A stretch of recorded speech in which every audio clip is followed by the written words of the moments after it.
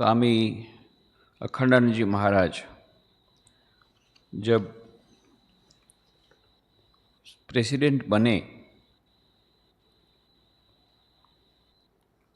उसके बाद बम्बई गए थे और बम्बई से वे जब वापस लौट रहे थे कलकत्ता, नवंबर 1934 की बात है, तब वे नागपुर में 2 दिन रुके थे और नागपुर में जब रुके 2 दिन, भास्करेश्वरानंद जी महाराज उस समय रामकृष्ण मठ नागपुर के अध्यक्ष थे, उनके अनुरोध पर वे वहाँ रुके और दीक्षा का आयोजन हुआ, मंत्र दीक्षा का। तो वहाँ पर जो विद्यार्थी मंदिर है रामकृष्ण मठ नागपुर का, उसके कुछ विद्यार्थी, कुछ भक्त, इनकी दीक्षा तय हुई। इधर स्वामी अखंडानंद जी महाराज गए मंदिर में सुबह 8 बजे। उन्होंने खिड़की दरवाजे बंद कर लिए, भीतर में ध्यान करने के लिए बैठे। तो साधारणतः 15 मिनट आधा घंटा लगता है, उसके बाद में दीक्षा आरंभ होती है। परंतु यहाँ पर 4 घंटे तक महाराज बाहर नहीं निकले। सब लोग सोच रहे थे क्या होगा क्या नहीं। फिर उन्होंने बाहर निकल के कहा आज किसी की दीक्षा नहीं होगी। केवल एक महिला की दीक्षा हुई, बाकी सब लोग बहुत रोए। महाराज ने कही दीक्षा नहीं होगी। अब ये तो बाबा जी का सब ऐसा ही था मामला, विचित्र मामला, और सब कुछ विशिष्टता उनकी थी। तो क्या हुआ, कैसी प्रेरणा हुई पता नहीं। उन्होंने कहा जिनको दीक्षा लेनी है सारगाछी आना पड़ेगा। फिर उसके बाद में कुछ लोग वहाँ पर सारगाछी गए।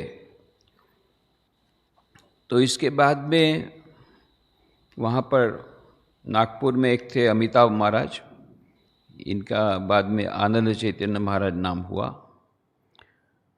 और एक थे रघुवीर धोंगड़े। ये विद्या मंदिर में रहते थे, विद्या रामकृष्ण मठ नागपुर के। तो वो फिर बाद में चले गए सारगाछी। उनका नाम हुआ तुरिया चैतन्य और फिर बाद में उनका नाम हुआ राघवानंद। ये जो रघुवीर धोंगड़े, इनके एक परम मित्र थे। ये परम मित्र जो थे ये माधवराव गोलवलकर, दोनों परम मित्र थे। तो माधवराव गोलवलकर भी धीरे धीरे अपने मित्र के कारण रामकृष्ण मठ नागपुर में आना शुरू किया था। उनके भी इच्छा हुई थी कि वो भी संन्यास ले लें और सारगाछी में ब्रह्मचारी के हिसाब से ज्वाइन करें रघुवीर के समान, परंतु वो हो नहीं पाया क्योंकि उनको माता पिता से अनुमति लेनी थी। तो अनुमति तो ली नहीं फिर बाद में, पर कैसे भी करके विजयादशमी का पर्व खत्म हुआ, उसके बाद में वो वहाँ पर गए और नवंबर 1936 को वे पहुँचे उधर सारगाछी। और वहाँ पर फिर उन्होंने अखंडानंद जी महाराज की बहुत सेवा की। इतनी अच्छी तरह से सेवा की कि महाराज उस पर बहुत प्रसन्न हुए। और वो ब्रह्मचारी के ड्रेस भी रहते थे, सब कुछ तय था कि वहीं पर रहेंगे। उनको भी फिर बाद में मन भी नहीं हुआ वापस जाने का। इधर इन्होंने बुला लिया था अमिताभ महाराज को नागपुर से दिसंबर में। तो जनवरी में फिर बोले अमिताभ महाराज मैं वापस जाता हूँ नागपुर। नहीं तुम नहीं जा सकते, स्वामी अखंडानंद जी महाराज ने कहा मैं तो कुछ दिनों का मेहमान हूँ, कभी भी मेरा शरीर छूट सकता है। और सचमुच में उनका तबीयत इधर उधर होता रहता था, ऊंचा नीचा होता रहता था। अब इसमें बड़ी चिंता हो गई। अमिताभ महाराज ने बोला अरे ये लड़के की दीक्षा तो कुछ कर दीजिए, माधव की मंत्र दीक्षा तो दे दीजिए। तो अकारण जी महाराज की ठीक है, मैं रामकृष्ण देव से पूछूंगा। 4 दिन बाद उन्होंने कहा, रामकृष्ण देव ने कहा है उसकी दीक्षा देने के लिए, बोलो कल उसकी दीक्षा होगी। और इधर ये माधव गोलवलकर तो इतने प्रसन्न हो गए, प्रसन्नता मानो टिकती नहीं है हृदय में। दीक्षा होगी, मंत्र दीक्षा होगी, जिस चीज़ के लिए आतुर थे वो मंत्र दीक्षा, वो दिन आया, सुनहरा दिन आया और मंत्र दीक्षा हुई। मंत्र दीक्षा के बाद जो अनुभूति हुई, ये बाद में यही जो माधव गोलवलकर, ये बाद में राष्ट्रीय स्वयंसेवक संघ के द्वितीय सरसंघ संचालक हुए, जिनको गुरुजी के नाम से जाना जाता था। ये गुरुजी ने अपनी डायरी में जो लिख के रखा था, जब उनकी मृत्यु के बाद ये डायरी हाथ लगी थी, उसमें उन्होंने लिखा था, red letter day for me to be noted down in the words of gold. आज का दिन है वो अत्यंत स्मरणीय है, वो स्वर्णिम अक्षरों से लिखा जाना चाहिए। For did not the fortune of countless millions of births smile upon me and confer upon me the bliss of being graced by the Master? क्योंकि हजारों हजारों जन्मों की मानो पुण्य के फलस्वरूप आज यह दिन आया कि मेरे गुरुजी ने मुझे इस प्रकार की कृपा की और मुझे दीक्षा दी। Indeed, the experience of that day are very sacred, too sacred for words. और वो जो अनुभूति हुई थी उसको शब्दों में उसका वर्णन हो ही नहीं सकता है। I can never forget the touch, the love, the whole bearing of the Master as he conferred upon me this favor of the blessed, and all the time I trembled. कि मैं ये वर्णन नहीं कर सकता किस प्रकार से उनका जो स्पर्श था, दिव्य स्पर्श गुरुदेव जी का, उनका जो प्रेम, उनका दिव्य स्पर्श, उनका उस समय का जो दीक्षा देते समय जो उनका स्वरूप, ये मैं भूल नहीं सकता हूँ और उसका वर्णन नहीं कर सकता हूँ। और ये जो उन्होंने एक विशिष्ट कृपा मुझ पर की, उसको मैं उसका वर्णन नहीं कर सकता। और बोले सब समय मैं काँप रहा था, मेरा शरीर पूरा काँप रहा था। आई फील चेंज्ड, मेरे में पूरा परिवर्तन आ गया है। I was not what I was a minute एगो। बोले 1 मिनट पहले जो था, बस दीक्षा के 1 मिनट के बाद मैं दूसरा एकदम परिवर्तित हो गया। ये पूरा परिवर्तन मंत्र दीक्षा से हुआ। और ये सब हुआ था 13 जनवरी 1937, 13 जनवरी 1937। उसके पहले 4 महीने तक गुरु की सेवा की थी, दिन रात, पूरी रात सोते नहीं थे ये माधवराव गोलवलकर जी। ब्रह्मचारी के वेश में थे, तो बहुत समय, 20 साल की उम्र उस समय, 20-21 साल की उम्र। परंतु महाराज जी को रात को तो नींद ही नहीं आती थी। अखानंद जी महाराज को, ये भी उनके साथ जगते थे, उनकी सेवा में रहते थे। सब लोगों को आश्चर्य होता था ये लड़का सोता कब है, पर इस प्रकार से निष्ठापूर्वक उसने सेवा की है। अखानंद जी महाराज, पूरा दिल उनका खुल गया, दिल से उन्होंने उस पर कृपा की। मकर संक्रांति के दिन 13 जनवरी को मंगल अवसर पर उनकी दीक्षा हुई। और फिर 24 जनवरी को पूज्य अखंडानंद जी महाराज एक विशिष्ट मूड में थे, अलग ही मूड में थे।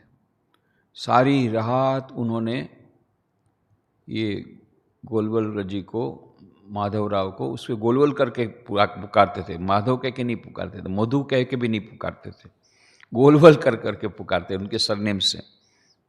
गोलवलकर को बिठाया, बहुत सारी आध्यात्मिक उनके रहस्य उन्होंने खोले, रहस्य में बातें की सारी रात, और कहा may you be blessed with all joy and happiness. मैं तुमको बहुत बहुत आशीर्वाद देता हूँ कि तुमको बहुत आनंद मिले। I pray that you may achieve self realisation. और मैं प्रार्थना करता हूँ कि तुमको आत्म साक्षात्कार हो। Whatever goodness resides in me I give to you. मेरे भीतर जो कुछ भी अच्छा है वो सब मैं तुझे सौंपता हूँ। Whatever is bad in you give it over to me. तुम्हारे भीतर जो कुछ भी खराब है वो सब तुम मुझे दे दो। Now I myself have no desire for happiness, I only want sorrow. मुझे अब सुख की कोई आकांक्षा नहीं है, मैं तो केवल दुखी चाहता हूँ। I pray to God that I may never forget him. मैं बस ईश्वर से यही प्रार्थना करता हूँ कि मैं उनको भूलूँ नहीं। ये हो माई ब्लेसिंग्स। तुम्हारे पर मेरे पूरे आशीर्वाद हैं। Do always remember this evening. और आज की रात हमेशा याद रखना, 24 जनवरी, जब मैंने तुमको विशेष प्रकार से, मैंने मंत्र दीक्षा तो 13 जनवरी को दिया था, पर यहाँ पर उन्होंने सब कुछ, जैसे मानो श्री रामकृष्ण ने स्वामी विवेकानंद को दिया था शक्ति संचार, उस टाइप की मानो एक प्रकार की घटना लगता है। Do always remember this evening, just look at all the sorrow God has suffered for our sake. और हमेशा याद रखना भगवान ने हमारे लिए कितना दुख सहन किया था, ये भगवान को हमेशा याद रखना। और इस प्रकार से गोलवलकर जी उधर रह गए, माधवराव जी वहाँ पर, और फिर मानो इसी काम के लिए उनका शरीर बाकी मानो जीवित था। उसके बाद से उनका देह उनका रोग बहुत बढ़ गया और शीघ्र गति से उनकी तबीयत खराब होती गई धीरे धीरे। उनकी इच्छा थी कि आखिर दम तक वे इस अनाथाश्रम का काम करते रहें सारगाछी में, पर उनका अग्नि संस्कार उसी जगह पर हो जहाँ स्वामी विवेकानंद का हुआ था, बेलूर मठ में। ये दोनों इच्छा उनकी पूरी हुई। आखिर तक वे आखिर दिन तक वहाँ पर रहे। स्वामी विवेकानंद की जन्मतिथि थी 2 फरवरी को, वो भी किया। 4 जनवरी को होली मदर तिथि पूजा, वो भी किया। 13 जनवरी को मकर संक्रांति को दीक्षा इनको दिया। 24 जनवरी को इनको स्पेशल ग्रेस दिया। ये सब करके बाद में फरवरी महीने में स्वामी महाराज जी उनका जब अंतिम दिन आया और वहाँ पर उन्होंने वो अचेत हो गए, उसके बाद में उनको ले जाया गया ट्रेन में और बाद में बेलूर मठ ले जाया गया। और ये माधवराव सब समय साथ में थे। इधर इनको अमिताभ महाराज को स्वामी अखानंद जी ने बोला था, देखो मैंने उसको बहुत सारा आध्यात्मिक उसको शक्ति प्रदान की है, उससे उस देश का बहुत कल्याण करेगा, देश की सेवा करेगा, परंतु उसको एक ही बात है कि उसको कैसे भी करके वो हिमालय न जाए या इस प्रकार से संन्यास न ले ले, वो तुमको देखना है। और इधर ये तो पूरा छोड़ छाड़ कर ही आए थे, उनको तो अभी जाना ही नहीं था, उनको सन्यासी बनना था। इतना ही नहीं, जब इनका स्वामी अखानंद जी महाराज का जब शरीर चला गया तो उनमें इतना वैराग्य आ गया, तो उन्होंने सोचा मैं अब हिमालय जाऊंगा, मुझे किसी से लेना देना नहीं है, घर में नहीं लौटूंगा। तब अमिताभ महाराज ने समझा बुझा करके कहा, क्योंकि उनके ऊपर गुरुदेव का ये आज्ञा थी कि उसको वापस भेजना, तब उन्होंने समझा बुझा करके वापस भेजा नागपुर। तो जब नागपुर गए तो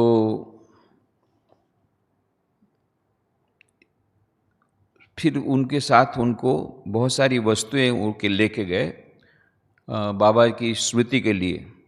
तो एक तो बाबा का फुल साइज फोटो, माने अखानंद जी महाराज का फुल साइज फोटो, अखंडानंद लिखा हुआ था उनके ऊपर महाराज के द्वारा, ऐसा बिग साइज का फोटो ले गए। एक गुरुदेव की प्रसादी शाल थी, वो ले गए। एक पीताम्बर था उनका पहना हुआ प्रसाद में, वो ले गए।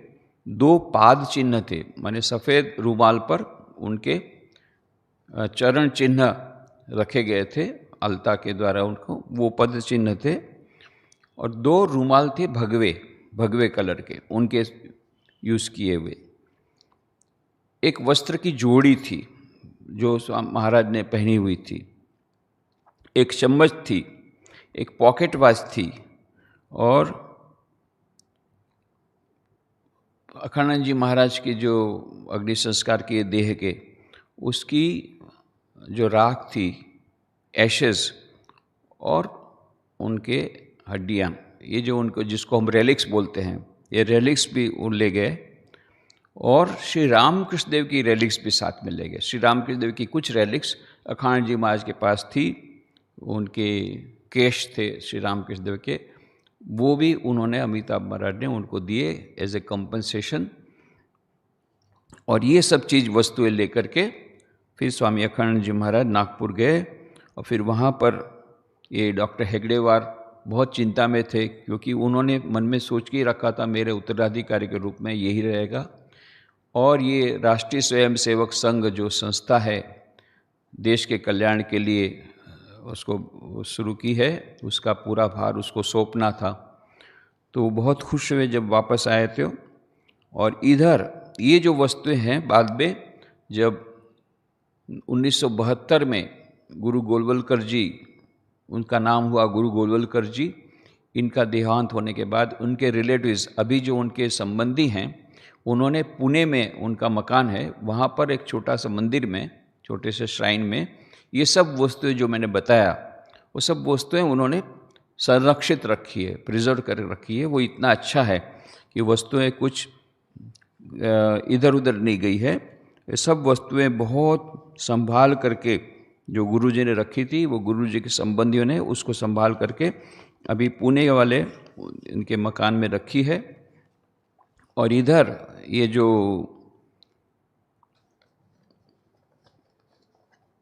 गुरुजी ने जो बाद में एक उनके साथ में जब गुरुजी की जब वो सेवा कर रहे थे, तब उनके पर्सनल सेवक थे स्वामी अखंडानंद जी महाराज के, वो थे विभूति महाराज, जिनका बाद में नाम हुआ स्वामी निरामयानंद जी, जो कि बाद में बम्बई के भी रामकृष्ण मठ के अध्यक्ष थे कुछ समय तक, और कुछ समय तक उद्बोधन कलकत्ता के भी अध्यक्ष थे। तो जब कलकत्ता में अध्यक्ष थे वे, उस समय की बात है कि उस समय अखिल भारतीय विद्यार्थी परिषद का कोई अधिवेशन होने वाला था। तो उस समय उनको निमंत्रण दिया गया था चीफ गेस्ट बनने के लिए, किसी एक फंक्शन के लिए कलकत्ता में। तो कोई उनको लेने के लिए आया, तब उन्होंने कहा कि हमारे गुरुजी भी आने वाले हैं। तो गुरुजी कौन है? बोले गुरु मतलब गुरुजी हैं गुरु गोलवलकर जी, माधवराव गोलवलकर, उनको हम गुरुजी कह के पुकारते हैं। तो निरामयन जी बोले क्या बात करते हो? अरे मैं तो उसको बहुत याद करता हूँ। बोले नेक्स्ट टाइम जब कलकत्ता आएंगे तो ज़रूर से बोलना, मैं उनको मिलने जाऊँगा। जब गुरु गोलवलकर जी को पता पड़ा जब नेक्स्ट टाइम जब कलकत्ता आए, तो बोले नहीं नहीं नहीं, मुझे उनके पास जाना चाहिए, क्योंकि वो तो ब्रह्मचारी थे उस समय, सेवा कर रहे थे। मैं तो उस समय बाहर से गया हुआ एक युवक था, एक स्वयं सेवक था, अभी ज्वाइन भी नहीं किया था, ब्रह्मचारी के समान ऐसे ही रह रहा था। तो वो खुद आए वहाँ पर निरामयन जी महाराज को मिलने के लिए, और दोनों एक दूसरे को आलिंगन कर दिया, और दोनों बहुत इतने आनंदित हुए। और सब पुरानी बातें, किस प्रकार से अखंड जी बाबा जी की सब बातें, ये बहुत वर्षों बाद की बात है, ये सब बातें करने लगे और अपनी पुरानी स्मृतियाँ संजोने लगे।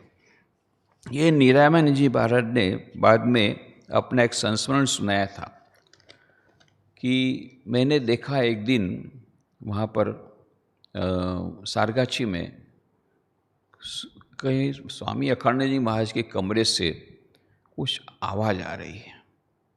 अभी तो रात थी, करीब 3 बजे होंगे। तो मुझे आश्चर्य हुआ, इतनी रात को क्या कर रहे हैं महाराज। तो दरवाज़ा खुला था,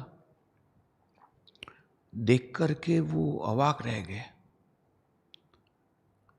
अखाड़ा जी महाराज अपने बिछाने पर हैं और ये माधवराव गोलवलकर ये घुटनों के बल उनके सामने बैठे हैं और अखाड़ा जी महाराज 2 हाथों से उनको आशीर्वाद कर रहे हैं, तुझे ब्रह्म ज्ञान हो, तुझे ब्रह्म ज्ञान हो, तुझे ब्रह्म ज्ञान हो।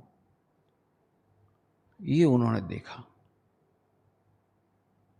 फिर बाद में उनको मन में बड़ा दुख हुआ, मैं इतने समय से उनकी इस प्रकार से सेवा कर रहा हूँ, मुझे कभी इस प्रकार से आशीर्वाद नहीं दिया और उसको ब्रह्म ज्ञान दे दिया।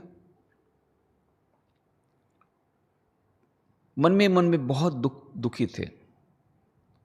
अखाड़ानंद जी महाराज तो अंतर्यामी, तो एक बार उन्होंने कहा चलो बाथरूम ले चलो, पानी ले चलो, बाथरूम जाना है।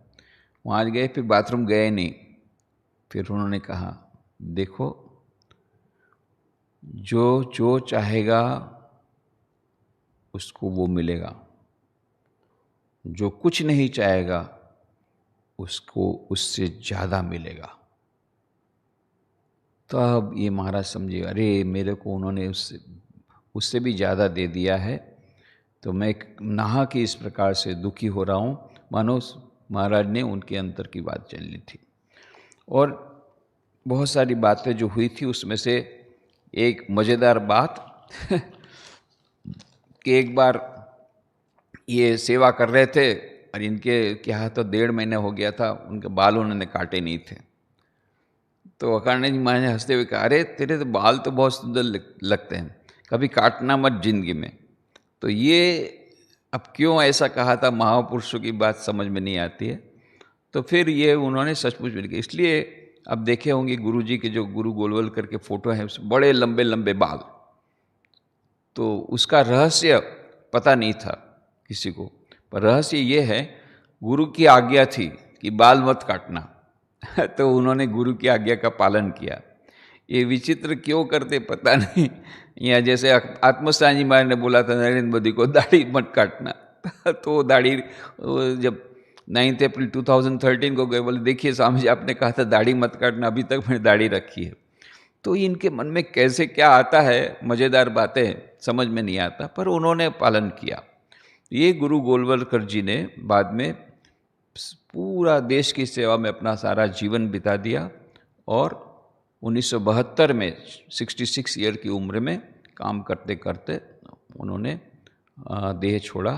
और इस प्रकार से जो उनके गुरु की इच्छा पूर्ण की उन्होंने, वे सन्यासी नहीं हुए, न हिमालय गए, और इस प्रकार से उन्होंने अपनी सारी जो आध्यात्मिक शक्ति वो देश की सेवा में लगाई।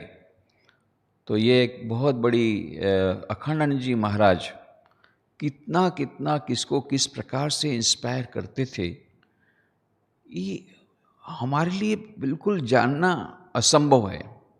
कुछ कुछ बातें हम लोग को अब मिलती है तब पता लगता है कि महाराज जी ने क्या, उनका अद्भुत जीवन था, ड्रामेटिक जीवन, नाटकीय, कितने सारे कितनी बार डाकुओं के इस चंगुल में पड़ गए, कितनी बार पुलिस के चंगुल में पड़े, कितनी बार तकलीफ़ें हुई, भूत के चंगुल में पड़े, कितनी बार कितनी तकलीफ़ें पड़ी। अद्भुत उनका जीवन है, ड्रामेटिक। और कितने कितने लोगों को किस प्रकार से उन्होंने यह जो कृपा की, और उस कृपा की वजह से फिर बाद में उन लोगों ने कितना महान काम किया, ये अपने आप में अद्भुत बात है। तो आज यहीं पर समाप्त करें। ओम शांति शांति शांति। हरि ओम तत्सत। श्री राम कृष्णार्पणमस्तु।